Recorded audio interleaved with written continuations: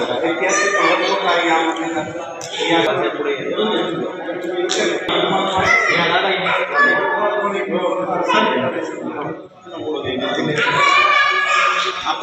नमस्कार, मी रामराव कृष्णा भोसले शिक्षण गावचा रहिवासी आहे. आमचं साधे गाव ऐतिहासिक असं वारसा स्थळ आहे. या ठिकाणी महर्षी विश्वामित्र यांची प्रतिकृती आहे. प्राचीन काळात महर्षी विश्वामित्र यांनी विश्वनाथ मंदिराचे शिवलिंगाची स्थापना केली आणि या शिवलिंगाची स्थापना करून आपल्या ईशान नगरीमध्ये यज्ञ करायचे ठरवलं. यज्ञ करण्यासाठी आपल्या मासुळी नदीच्या तीरावर जागा निवडली.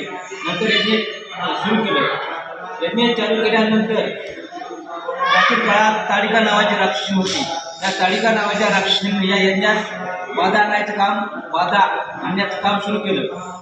त्यामुळे महर्षी विश्वामित्र यांनी आपले शिष्य प्रभू श्रीराम आणि त्यांचे बंधू लक्ष्मण यांना आयोजून आपल्या या आरण्यके दंडात, पूर्वीचे नाव या ईशान नगरीला आरण्यके दंड होतं, या ठिकाणी आणण्याचं काम केलं. या ठिकाणी प्रभू रामचंद्र आणि लक्ष्मण घेऊन या यज्ञभूमीचे रक्षण करण्यासाठी आले. आल्यानंतर त्यांनी ताडिका या राक्षसींचा वध केला. पण ताडिका राक्षसीने प्रभू श्रीरामचंद्रांना एक वरदान मागितलं की देवा, तुमच्या हातानं मला मोक्ष प्राप्त व्हायचा आहे, परंतु मला एक वरदान द्या.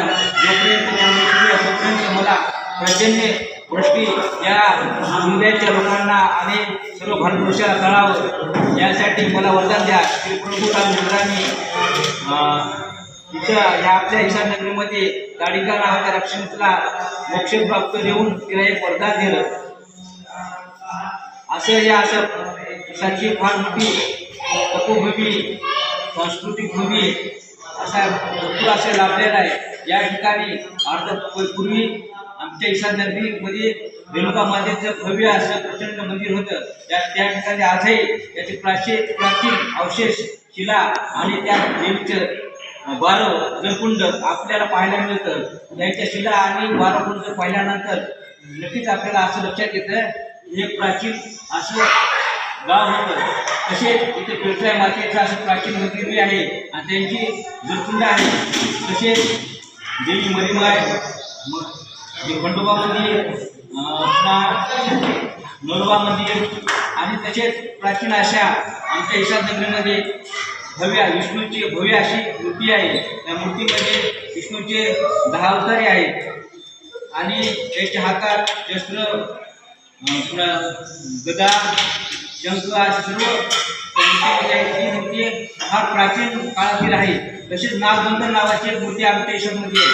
ती नागबंधन मूर्ती म्हणजे पूर्वीच्या काळात जे आमची नगरी ईशान नगरी सोन्याने भरलेली असते, त्या सोन्याने भरलेल्या ईशान नगरीला पूर्वीचे लोक पहिले काय बँका नव्हत्या, दरोडेखोर लुटालुटी खूप व्हायच्या. त्यामुळे पूर्वीचे लोक एका पडत्या वाड्या हे सोनं दळून ठेवायचे आणि त्याच्यासमोर नागबंधन नावाची मूर्ती ठेवायची. ही नागबंधन नावाची मूर्ती ठेवली म्हणजे हे गाव फार सुवर्णनगरीनं भरलेलं असायचं. तसेच आमच्या गावात सतीशिळा ही एक प्राचीन मूर्ती आहे. सतीशिळा कुठे नसते, ज्या ठिकाणी महान अशी होते जिथे जन्माला येतात त्या ठिकाणी सतीशिळा मूर्ती आहेत. सतीशिळा मूर्ती म्हणजे ज्या ठिकाणी कोणता वीर योद्धा मरण पावला, त्या वीर योद्ध्याला त्या वीर योद्ध्याची जी पत्नी आहे त्या पत्नीला सती झाल्याची प्रथा होती. अशी मूर्ती आमच्या ईशान नगरीमध्ये आहे. त्या मूर्तीवर पूर्वी काम केलेलं आहे की खाली त्या पतीचे शरण ससावर असलेले व त्या पत्नीला दुसरे शरण रचलेले आहे. त्यांना पेटून देऊन नंतर आकाशातून अप्सरा आलेले आणि देवदेवता आले, त्यांना घड्यावर नेत आहेत आणि जोपर्यंत चंद्र सूर्य आहे तोपर्यंत त्यांचे नाव अमर होणारे अशा सतीशिळावर लिहिलेले आहे. एवढं बोलून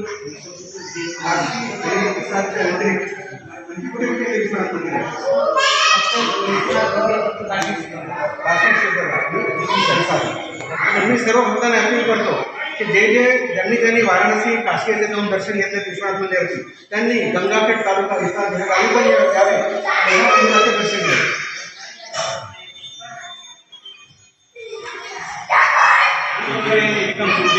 यज्ञाचा जे उल्लेख केला सर तर ते यज्ञ